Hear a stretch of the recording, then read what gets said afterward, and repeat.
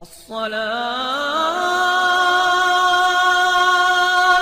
خير من النوم۔ پیارے دوستو، ایک دوست بتاتا ہے کہ میرے دوست نے اپنی شادی کی پہلی رات کا ایک واقعہ مجھے بتایا ہے، جس کو سننے کے بعد مجھے لگا کہ یہ واقعہ آپ لوگوں کے ساتھ بھی شیئر کرنا چاہیے تاکہ عبرتناک قصہ آپ لوگوں تک بھی پہنچ جائے اور آپ لوگوں میں سے کوئی بھی شخص اس طرح کی غلطی کر کے اپنی زندگی خراب نہ کر بیٹھے۔ اس لیے آج کی خاص ویڈیو آپ کے لیے بنایا گیا ہے۔ آپ لڑکا ہو یا لڑکی، اس ویڈیو کو آخر تک ضرور دیکھے گا، اور اگر آپ نے ابھی تک ہمارے اس یوٹیوب چینل کو سبسکرائب نہیں کیا تو ابھی سبسکرائب کر کے بیل آئیکن پر ضرور کلک کر دیں تاکہ آگے اپلوڈ ہونے والی تمام ویڈیو کا نوٹیفیکیشن آپ کو وقت پر ملتا رہے۔ ویڈیو کو لائک کریں، شیئر کریں اپنے دوستوں کے ساتھ، اور کمنٹ باکس میں سبحان اللہ لکھنا ہرگز مت بھولیے گا۔ پیارے دوستوں، ایک لڑکا بتاتا ہے کہ میرا ایک دوست جس کا نام رمضان ہے، اس نے اپنی شادی کا ایک عجیب واقعہ مجھے بتایا ہے۔ یہاں پر ہم آپ کو یہ بھی بتا دیں کہ کوئی من گھڑت کہانی نہیں بلکہ یہ ایک سچا واقعہ ہے۔ پیارے دوستو، رمضان بتاتا ہے کہ چند ماہ پہلے میری شادی ہوئی، اور شادی کی پہلی رات میرے لیے بہت عجیب رات تھی، اور مجھے سمجھ نہیں آ رہا تھا کہ میں پہلی بار اپنی بیوی کے پاس جاؤں تو اس کو کیا بولوں، یعنی کہ میں اسے کیا باتیں کروں۔ اس کے بعد میں ہمت کر کے اپنے کمرے میں چلا گیا۔ میری بیوی دلہن بڑھ کر بیڈ پر بیٹھی ہوئی تھی۔ میں نے پہلے جا کر اس کو سلام کیا، اس نے دھیرے سے سلام کا جواب دے دیا۔ اس کے بعد اس کے پاس جا کر بیٹھ گیا، اور میں نے جیسے ہی اس کو ہاتھ لگانا چاہا تو وہ ہڑبڑا کر اٹھ گئی تھی اور کہنے لگی کہ خبردار،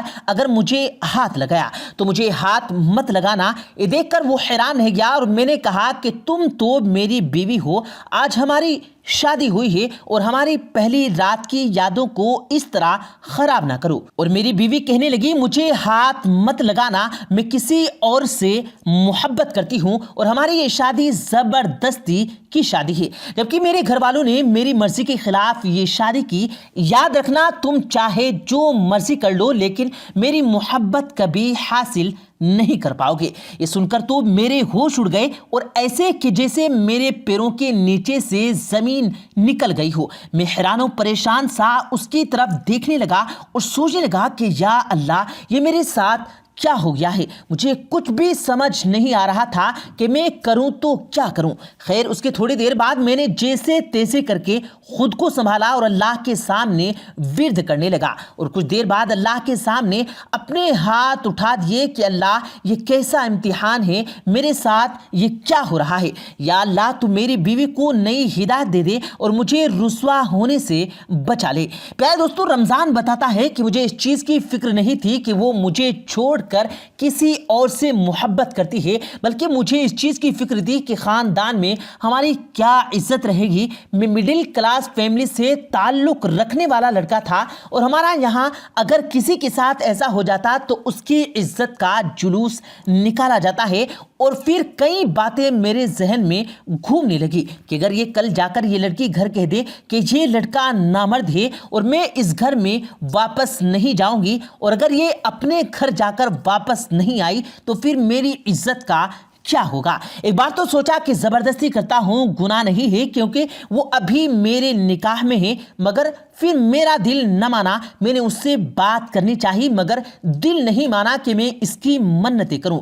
پھر میں سو گیا۔ اس کو جب کسی اور سے ہی محبت تھی تو نکاح کو ہاں ہی نہیں کرنا تھا، اس کو نہیں تو مجھ سے کہتی، میں رشتے کو منع کر دیتا، جو میری زندگی برباد تو نہ کرتی۔ اس کے بعد صبح ہو گئی، اس کے گھر والے اس کو لینے آ گئے تو وہ چپ چاپ چلی گئی۔ اس کے بعد کئی دن تک اس کی کوئی خیر و خبر نہیں ہوئی، یعنی کہ اسے کوئی بھی بات نہیں ہو پائی۔ مگر کچھ دن بعد اس کی امی کا فون آیا اور کہنے لگی کہ بیٹا، تم اپنی بیوی کو لینے نہیں آئے۔ یہ سن کر میں حیران رہ گیا اور سوچنے لگا کہ شاید اسے عقل آ گئی ہو اور اس نے آنے کے لیے ہاں کر دی ہوگی۔ یہ سوچ کر میں اسے لینے سسرال پہنچ گیا۔ میں نے وہاں پر اس سے بات نہیں کی، کسی کو پوچھ نہ بتایا، اور چپ چاپ اسے لے کر اپنے گھر واپس آ گیا۔ گھر واپس آنے کے بعد مجھے پتا چلا کہ اس میں کوئی فرق نہیں آیا، اور وہ ویسے ہی جیسے پہلی رات کو تھی۔ وہ اپنے گھر والوں کی وجہ سے میرے ساتھ آئی اور پھر اب گھر کی چھت پر چڑھ کر میری بیوی کسی اور کے ساتھ گھنٹوں گھنٹوں باتیں کرنے لگی۔ میں نے کبھی اس کے بارے میں اسے کچھ نہیں پوچھا کہ وہ کس سے باتیں کرتی ہے، بس ایک ہی دن اسے کہا تھا کہ وہ اپنی زندگی ایسے گھٹ گھٹ کے کیوں جی رہی ہے، اگر اسے طلاق چاہیے تو میں دے دیتا ہوں، مگر وہ کہنے لگی کہ مجھے طلاق نہیں چاہیے۔ اب وہ میرے ساتھ نہ چاہتے ہوئے بھی رہنے لگی، مگر اس نے میرے ساتھ کبھی بیوی جیسا سلوک نہیں کیا اور نہ ہی کبھی میں نے اسے پریشان کیا اور نہ ہی کبھی اس کے ساتھ زبردستی کرنے کی کوشش کی۔ پیارے دوستو، رمضان نے بتایا کہ میں غریب گھر کا لڑکا ہوں اور ہم نے ساری جمع پونجی شادی میں ختم کر دی تھی اور ایسے دن گزرنے لگے کہ کام کرنا چلا جاتا اور شام کو واپس اپنے گھر کھانا لے آتا، رات کو اسی کھانے کو کھا کر سو جاتا۔ میں جب بھی گھر آتا تو مجھے میری بیوی فون پر کس سے بات کرتی ہوئی ملتی۔ یہ دیکھ کر میرا دماغ تو خراب ہوتا، مگر میں نے اسے کبھی اس بارے میں کچھ نہیں کہا، اسے کبھی بھی اس بارے میں نہیں پوچھا کہ وہ کس سے باتیں کرتی ہے۔ ایک دفعہ کی بات ہے کہ رات کو میں سویا ہوا تھا اور میرے فون کی گھنٹی بجی۔ میں نے دیکھا کہ فون کسی دوست کا ہے۔ میں نے فون اٹھایا تو میرے دوست نے مجھے کہا کہ بھائی تمہاری بیوی کہاں ہے؟ تو میں نے کہا یہی ہے۔ تو وہ کہنے لگا نہیں، وہ یہاں ایک ہوٹل پر کسی اور کے ساتھ بیٹھی ہوئی ہے۔ مجھے پہلے تو اس کی بات پر یقین نہیں آیا، مگر پھر میں نے جب دیکھا تو میری بیوی مجھے کہیں نظر نہیں آئی تو مجھے اس پر بہت غصہ آیا اور اتنا غصہ آیا کہ غصے سے میرا دماغ پھٹنے لگا۔ میں فوراً اس ہوٹل پر پہنچا اور دیکھا کہ صحیح میں میری بیوی بیٹھی ہے، کسی کے ساتھ گل چھرے اڑا رہی ہے۔ میں نے جا کر سیدھا اس کا ہاتھ پکڑا اور اسے پکڑ کر اپنے گھر لے آیا۔ میں بہت غصے میں تھا اور گھر جاتے ہی میں نے اس کو زوردار تھپڑ جڑا، اس کے گال پر جڑ دیا، جس سے اس کے گال پر انگلیوں کے نشان چھپ گئے۔ میں نے اس سے کہا کہ بس بہت ہو گیا تمہارا ناٹک، اب دفع ہو جاؤ میرے گھر سے اور آج سے میری طرف سے آزاد ہو، طلاق چاہیے اور کہہ دینا مگر میرے ساتھ میرے گھر میں نہیں رہ سکتی۔ اس کے بعد وہ اپنا سا منہ لے کر اپنے گھر چلی گئی اور اس کے بعد اس نے کبھی مجھ سے طلاق نہیں مانگی۔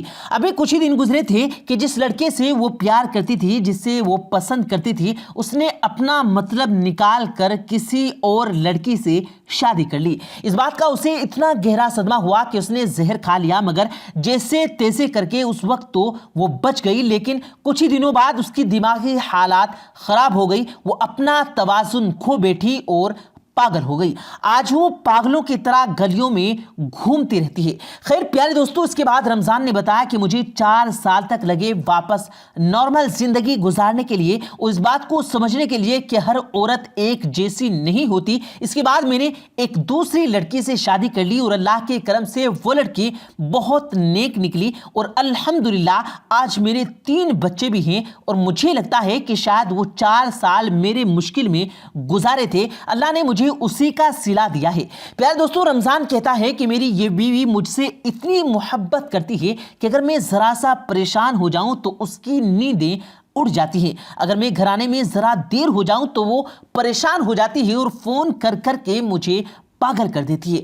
کئی بار تو مجھے جھنجھناہٹ ہو جاتی ہے کہ اللہ کی بندی میں کوئی بچہ نہیں ہوں کہ جو تم میری اتنی فکر کر رہی ہو، اور کئی بار میں سوچتا ہوں کہ ایک عورت یہ ہے اور ایک عورت وہ تھی، دونوں میں کتنا فرق ہے، جبکہ میں پہلے بھی یہی تھا اور اب بھی وہی ہوں، جبکہ ان دونوں میں کتنا فرق ہے۔ پہلی بیوی نے کسی کے فریب میں آ کر، کسی کے دھوکے میں آ کر اپنی دنیا اور آخرت کو خراب کر لیا، مگر اب بھی کچھ لوگ ایسے ہیں جو کہتے ہیں کہ میں ایک ظالم انسان ہوں اور میں نے اتنے ظلم کیے کہ وہ پہلی بیوی پاگل ہو چکی ہے۔ اب میں لوگوں کو کیا بتاؤں کہ اس کے ساتھ ہوا کیا ہے پیارے دوستو، لیکن یہ ایک بات آپ بھی یاد رکھیں کہ حرام محبت کا انجام ہمیشہ ذلت اور رسوائی ہوا کرتا ہے، اور یہ بھی بہت بڑی بیوقوفی ہوتی ہے کہ کسی سے ناجائز رشتہ رکھنے سے زندگی سنور جائے گی۔ اس لیے آج کل کی لڑکی اور لڑکے کو چاہیے کہ وہ اپنے ماں باپ کے خلاف کبھی بھی نہ جائیں اور ان کی عزت کے خلاف ایسا کوئی بھی کام نہ کریں،